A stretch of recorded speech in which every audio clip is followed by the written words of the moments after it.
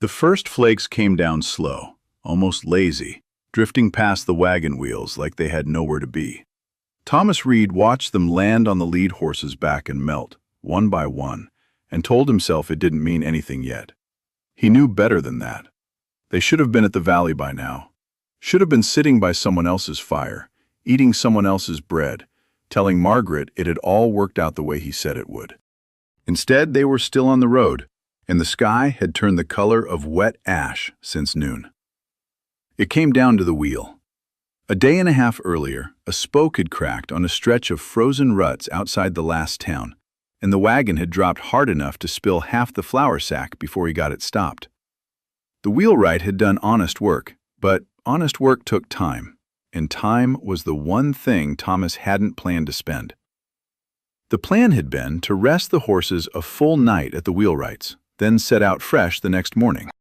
But once the wheel was fixed, Thomas couldn't stand the thought of losing another day to it. So they'd left that same afternoon instead, pushing through what should have been a rest, racing the daylight toward the tree line. If they reached it and made camp before dark, they'd only have half a day left come morning.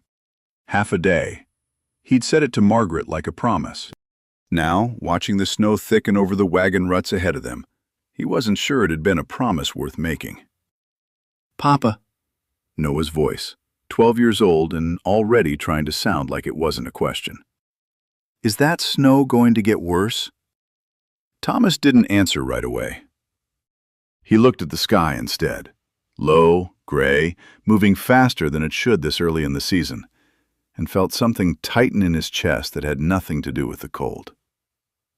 In the back of the wagon, Emma had gone quiet, which was worse than her crying. Margaret pulled her shawl tighter and didn't say what she was thinking. She didn't have to. Thomas already knew. By the time the first real gusts hit, driving snow sideways into the horses' eyes, the tree line was still a dark smear on the horizon. Closer than where they'd started, not close enough. Thomas did the math without wanting to. An hour, maybe more, and they hadn't covered it yet. There was no more pretending they'd make it before dark now. One of the horses stumbled, hooves sliding on a patch hidden under the drift, and Thomas had to fight the reins to keep the wagon from sliding with it. "We need shelter," Margaret said. "Now, Thomas, not in an hour." He scanned the open ground for anything that would break the wind. A rock face, a fold in the land, anything. There was nothing but flat, white ground, and the trees still too far ahead to matter. Then the land dipped, just slightly, where a low ridge broke the wind coming off the plain. That was when he saw it, half buried against the rise. A cabin. The smoke should have been the first thing he noticed. There was no smoke, and no answer when Thomas called out twice before pushing the door open with his shoulder. The inside smelled of cold ash and pine resin. A single room, low-ceilinged, built solid enough to have stood through more winters than this one. A stone hearth along the back wall, a table, one chair, a second chair missing a leg and propped against the corner, like someone meant to fix it eventually, and never had. Traps hung along one wall in a neat row, their jaws closed. A rifle rack, empty. Whoever lived here wasn't home, and hadn't been for some time. The ash in the hearth was cold clear through, no ember left to coax back. "Thomas." Margaret was already at the door behind him, Emma pressed against her side, Noah just past her shoulder trying to see in. "Is anyone—" "No." He said it before she finished asking. "Get them inside. I'll bring the horses round back, out of the wind." It took the better part of an hour to get everything settled. Horses tied under the lean-to at the rear of the cabin, wagon pulled close enough to the wall that the drift wouldn't bury it by morning, the last of the daylight going gray and then gone, while Thomas worked with fingers he could barely feel. By the time he came back inside, Margaret had a fire going small in the hearth, more smoke than flame, and Emma was crying the quiet kind of crying that came from being too cold and too tired to do it properly.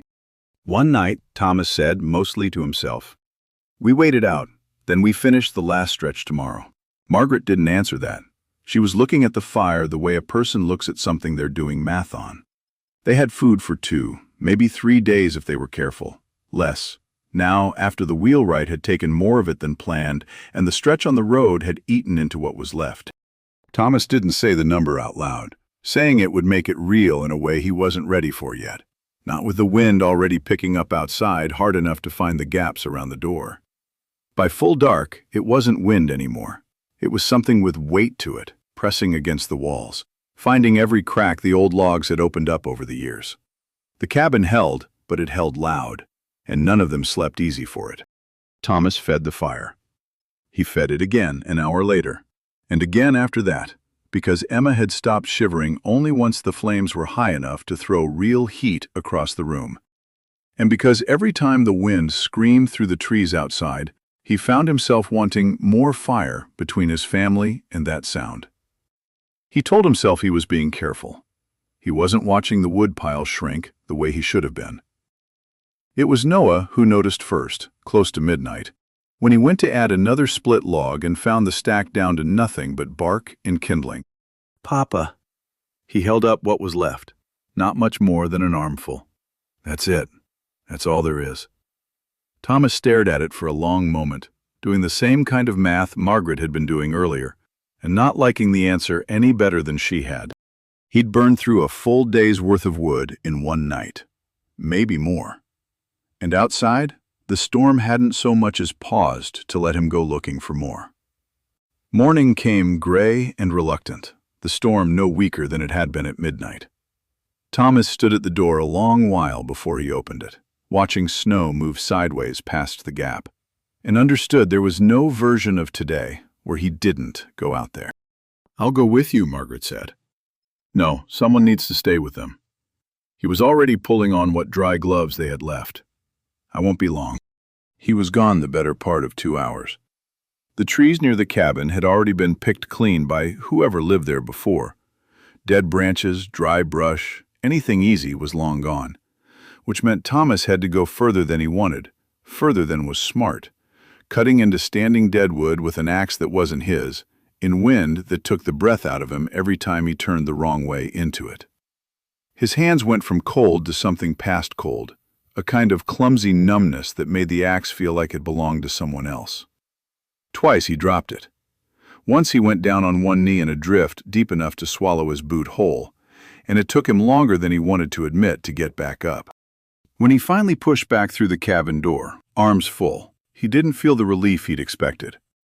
He felt hollowed out, the kind of tired that sat behind his eyes and didn't leave when he sat down. Margaret took one look at him and didn't say anything about the wood. She put a cup of hot water in his hands instead and made him sit by the fire until the color came back to his face. "We can't do that every day," she said, quiet, so Noah wouldn't hear it as a scolding. "Not like that." Thomas didn't argue with her. He didn't have it in him to. He found the notebook that afternoon, tucked under a loose board beneath the bed frame, while looking for anything else useful the cabin might be holding back from them. It wasn't what he'd hoped for. No map, no plan, nothing that told him what to do next. Just pages of a man's handwriting, cramped and practical, dated across what looked like years.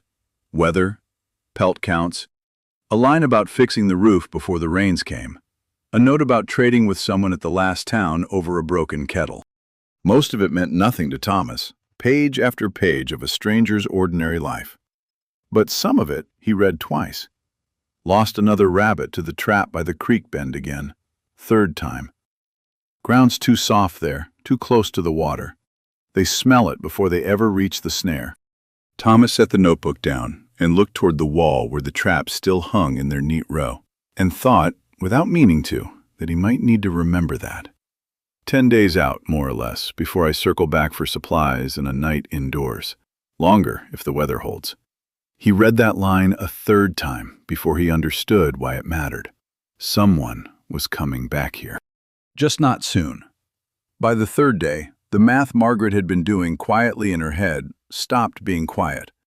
What they'd carried in from the wagon, already thinner than it should have been after the wheelwright, after the extra half day on the road, was down to almost nothing. She'd been splitting it evenly since the first night, 4 ways, without accounting for a storm that showed no sign of breaking. Now there wasn't enough left to keep doing that and still call it eating. "We ration harder," Thomas said.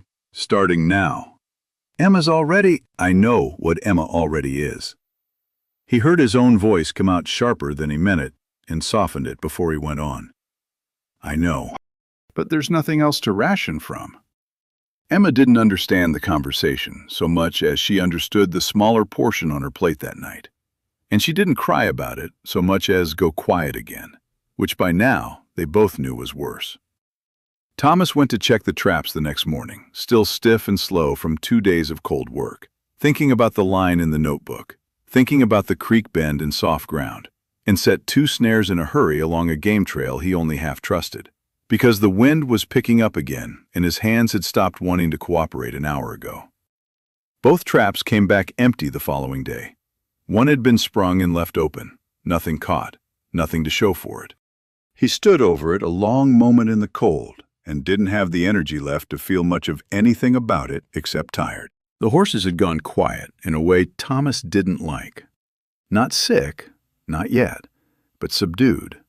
Heads low under the lean-to, breath fogging thick in the cold, working through what little hay Elias Kane had left behind, faster than Thomas wanted to watch.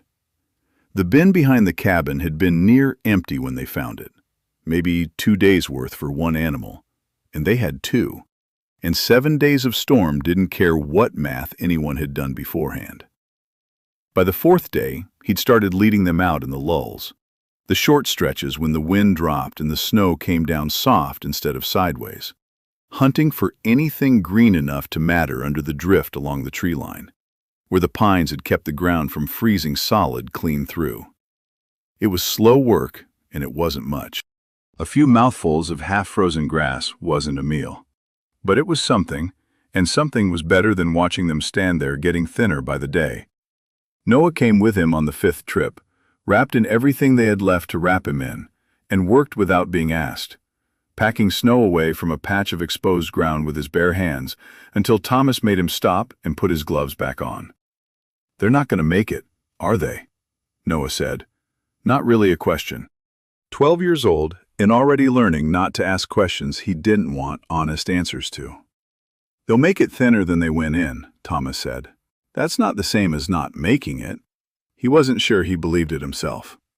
He said it anyway, because Noah needed to hear something, and because saying it out loud made it feel slightly more possible than it had a minute ago. There was one good hour that evening, small and unplanned.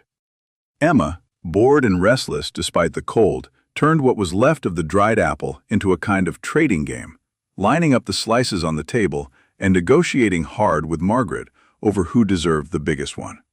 It ended with her laughing outright at something Noah muttered under his breath, a real laugh, quick and bright, gone as fast as it came. Thomas caught himself smiling at it before he remembered there wasn't much reason to. That night was the worst of it. Emma wouldn't settle. Too hungry and too cold to sleep proper. And Margaret sat up with her by the fire long after the others had gone still, humming something low and tuneless, just to have a sound in the cabin that wasn't wind. Thomas lay awake listening to it, running the same numbers over and over.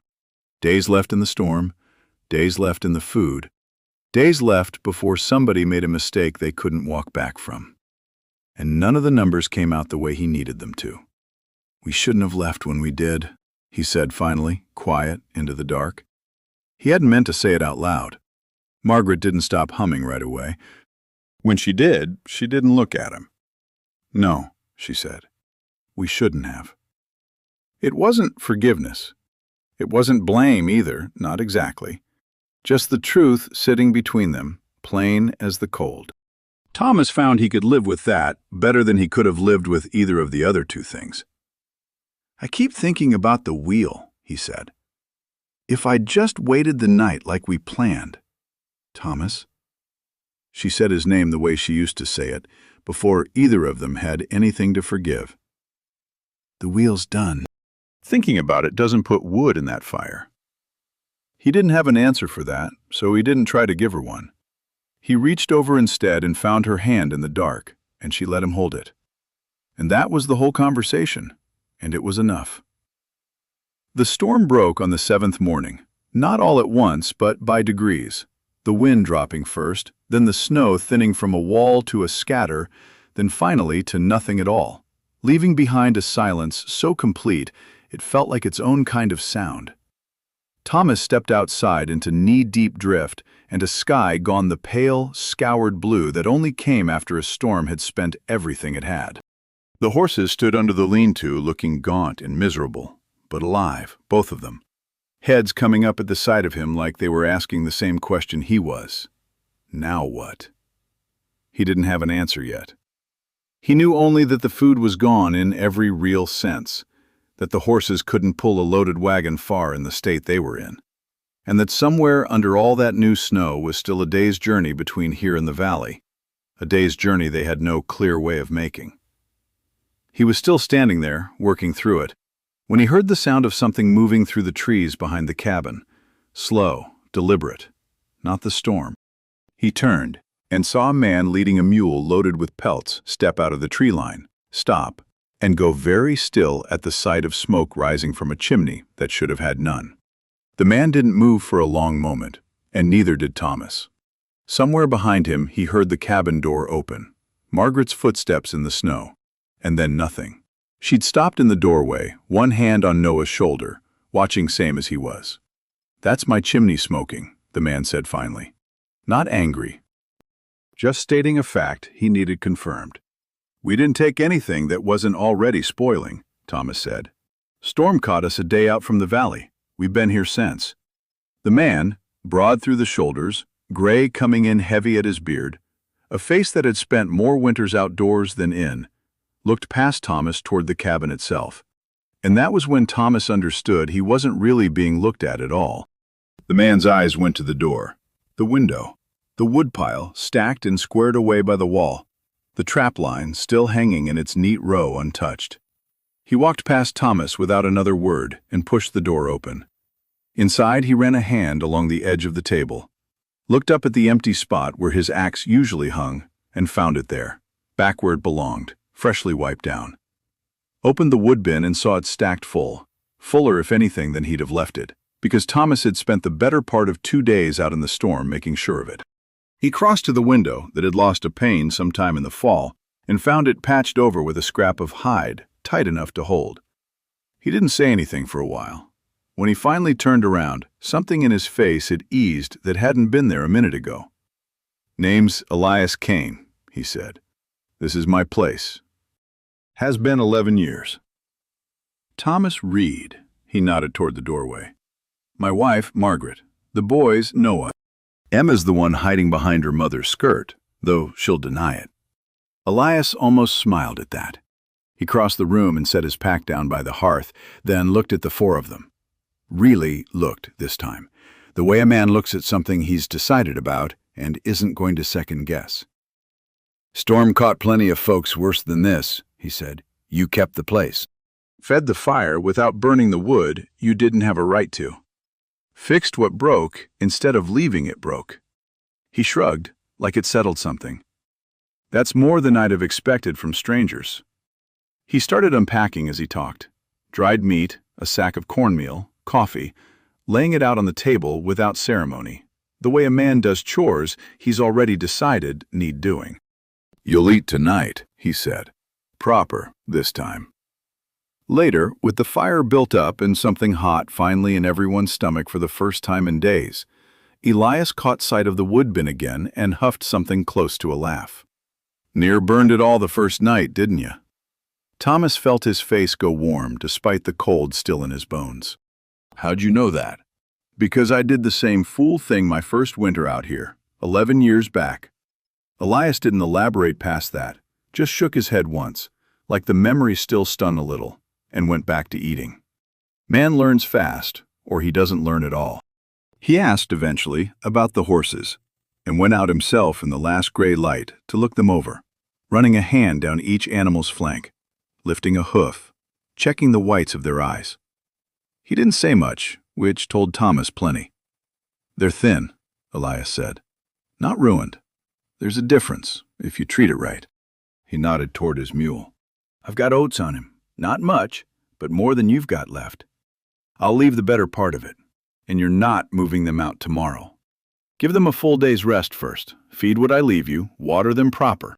Push them out too soon, and thin becomes ruined fast. Thomas started to protest.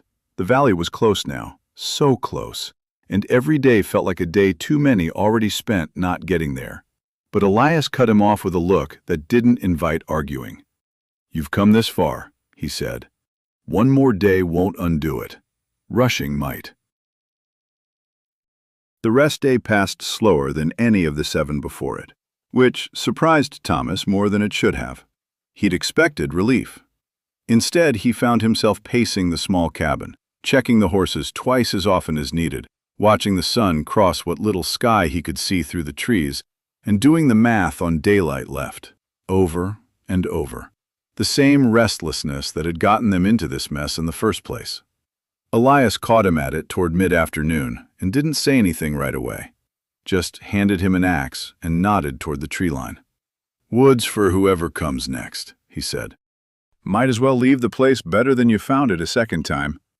It was good work, honest and simple, the kind that didn't leave room for the restlessness to keep chewing at him. By evening, the woodpile stood taller than when they'd arrived, and something in Thomas had settled along with it. That night, with the horses fed proper, and the family fed proper, and the fire burning without the frantic edge it had carried all week, Elias laid out the last stretch of the journey the way a man lays out a map he's walked 100 times. "Ground'll be soft where the sun's hit it, hard where it hasn't," he said. "Go early, before it starts thawing. Snow holds its shape better in the cold hours, easier on the horse's legs than slush. Keep to the high side of the draws, not the low. Snow slides off a slope faster than most folks expect, and I've seen wagons buried chasing the easy path along the bottom." He traced a rough line in the dirt floor with a stick, more for his own thinking than for Thomas's benefit. "Follow the creek where you can. Water finds the low ground, and the low ground's usually where the trail wants to be anyway, even under 3 feet of snow. Watch for deer sign. Where they've walked, the ground's held. They don't waste effort breaking new snow any more than you should." "And the horses?" Thomas said. "Over ice?" "Walk them. Don't ride. Don't let them pull the wagon over anything slicker than it needs to. A horse that goes down on ice doesn't always get back up easy, and you can't afford to lose one now." Elias glanced toward the lean-to, where the animals stood considerably less gaunt than they had 2 days prior. "They're better than they were. Not what they were before the storm. Treat them careful the whole way, and they'll get you there. Push them like you push that wheel, and you won't like how it ends." Thomas didn't have an answer for that except to nod, and to mean it. They left at first light, the sky the same scoured blue it had been since the storm broke, snow crusted hard enough underfoot to hold a boot without sinking. Elias walked them as far as the tree line and no further. "Valley's not far past the ridge," he said. "You'll see the smoke from the Colby place before midday, if the weather holds." Thomas held out his hand, and Elias took it. "I don't know how we'd have made it without you finding us," Thomas said.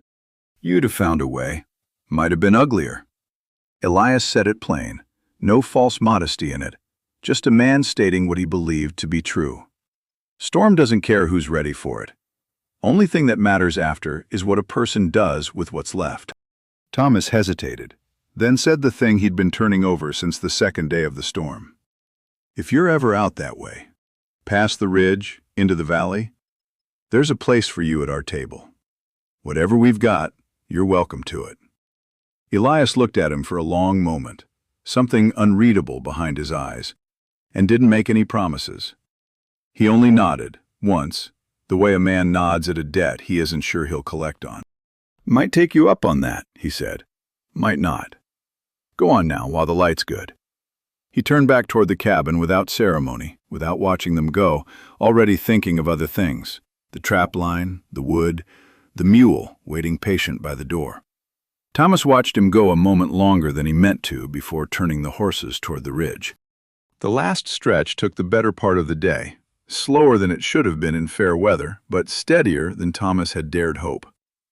They walked the horses over every patch of ice exactly as told. They kept to the high side of the draws.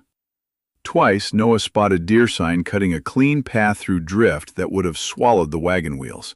and twice it saved them an hour of harder going.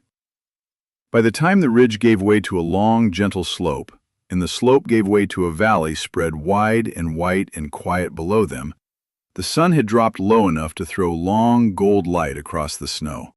Smoke rose from a chimney in the distance, the Colby place, exactly where the letter had promised it would be.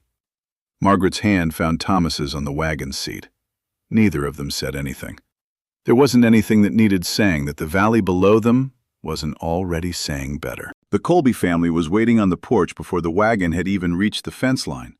Word of a storm-caught family somewhere on the last stretch of road had a way of traveling fast in a valley this small, and Elizabeth Colby had apparently spent the better part of the week watching the ridge for exactly this.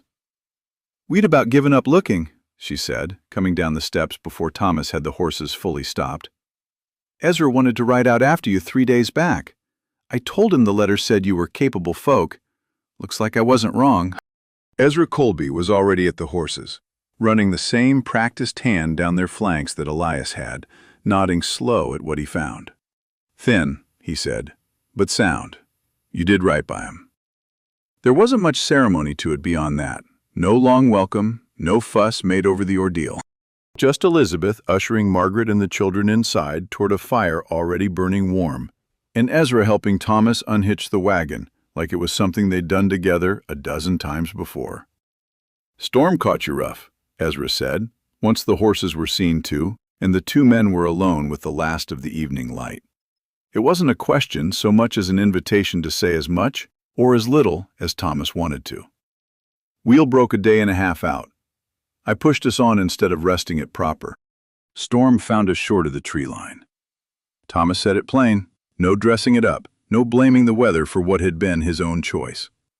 "We'd have been in real trouble if there hadn't been a cabin." Ezra nodded slow, like he'd heard some version of this story before, from other families, other winters. "Cain's place. You know him?" "Everybody past this ridge knows him, or knows of him."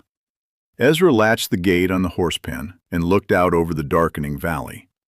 "Man keeps to himself. Doesn't take kindly to folks who don't respect what's his. You must have done something right." Thomas thought of the woodpile, the mended window, the axe hung back in its place, and didn't try to explain it. Some things didn't need explaining twice. The Colbys sold them what they'd promised: flour, dried beans, salted pork enough to see them through to spring, seed corn set aside and ready, at a price fair enough that Thomas suspected it wasn't the full value of it. What they couldn't sell, they lent: tools for the winter building, an extra pair of hands when the work called for it, advice on where the ground drained best. The cabin Thomas built that winter went up slower than he'd have liked. Cold hands, short days, and a roof he pitched too shallow the first time. A mistake that only showed itself when the first hard snow slid clean off in one sheet and nearly took Noah's foot with it. They spent 3 cold days repitching it steeper. "Every man builds his first roof wrong," Ezra told him, hauling shingles up the ladder despite having no reason to. "Difference is whether he fixes it before winter finishes teaching the lesson for him." They lost one of the young stock to a vicious cold snap in January, a calf born too late in the season to weather it. Margaret took it harder than she let on. Thomas found her out by the pen at dawn after, standing quiet in the cold longer than she needed to. He didn't say anything either. He just stood with her until she was ready to go back inside. Noah grew into the winter all at once, splitting wood without being told, minding Emma without complaint. Emma grew loud again once her stomach stopped being empty, which Thomas found he'd missed more than he'd realized. By the time the snow retreated in March, the horses had put back most of what the storm had cost them, one faster than the other, though Ezra assured him that would even out. The land Thomas had walked in autumn under 3 feet of white finally showed itself. Good soil, a little rockier near the creek than the letter had promised, but workable. The first planting went in late, later than Ezra would have liked, held up by a wet spring that turned the lower field to standing mud for the better part of 2 weeks. By the time the ground finally dried enough to work, Thomas had lost the better part of what should have been his early corn, a strip along the creek edge that never quite recovered from sitting waterlogged too long, the seedlings coming up thin and yellow before giving out entirely. He stood over that ruined strip longer than the loss probably deserved, turning dead stalks over in his hand, thinking about the wheel, about the extra half-day, about how a man's mistakes had a way of following him, even into a season he'd thought he'd left them behind in. Happens to every field somewhere, Ezra told him, when Thomas finally said as much out loud. You lost a strip. You didn't lose the season. He was right, though it took the rest of summer to prove it. The higher ground held, and held well, better than Thomas had dared hope after everything that had come before it. By August, the corn stood taller than Noah, and the wheat Margaret had insisted on, despite Thomas's doubts about the soil, came in thick enough that she didn't let him forget it. The harvest that followed wasn't the kind that made a family rich. There was no surplus worth hauling to sell, nothing left over once the year's needs were accounted for and next spring's seed set carefully aside. It was, by any measure that counted in dollars, an unremarkable first year. Thomas didn't measure it that way. He was in the storehouse on the last afternoon of harvest, checking the grain one final time before closing it up for the evening, when he reached into an open sack and let a handful run slow through his fingers, back into the pile. Margaret found him there a moment later, drawn by the quiet the way she'd learned to be over the past year, knowing that Thomas's silences meant something different now than they had before the storm. She didn't ask what he was thinking. She didn't need to. She stood beside him and did the same thing, let a handful run through her own fingers, and the two of them stood there a moment, in the last light coming through the door, saying nothing at all. They were still standing that way when Noah's voice carried up from the yard, calling out that someone was coming up the road. Thomas stepped out into the yard to see a rider approaching slow along the fence line, a pack mule trailing behind, loaded light. No pelts this time, no urgency to the pace. He recognized the set of the man's shoulders before he could make out his face. Elias Kane brought his horse up short at the gate and sat there a moment, looking out over the field, the way a man looks at something he's curious about but in no hurry to comment on. His eyes moved along the rows, the storehouse, the cabin with smoke rising steady from its chimney, the woodpile stacked full against the coming winter. He didn't say anything about any of it right away.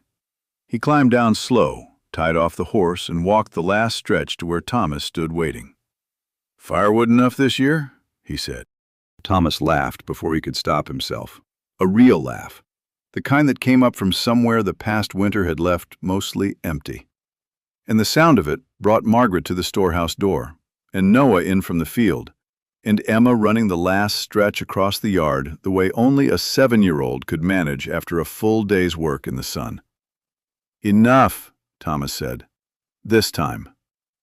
Elias almost smiled at that, the same near smile from the cabin, the one that said more than any longer answer could have. "Figured I'd see how you'd settled," he said, which was as close as the man came to admitting he'd thought about them at all in the months since. "Valley suits you better than that storm did." "Come in and see for yourself," Thomas nodded toward the cabin, toward the smoke and the light already showing warm through the window as evening came on. "There's a place at the table. Told you there would be."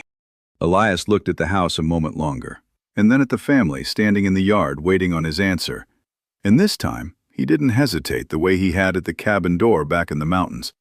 He followed Thomas inside, and the door shut behind them both, and the last of the daylight settled quiet over the valley, over the field, over the year that had cost them nearly everything and given back, in the end, exactly enough.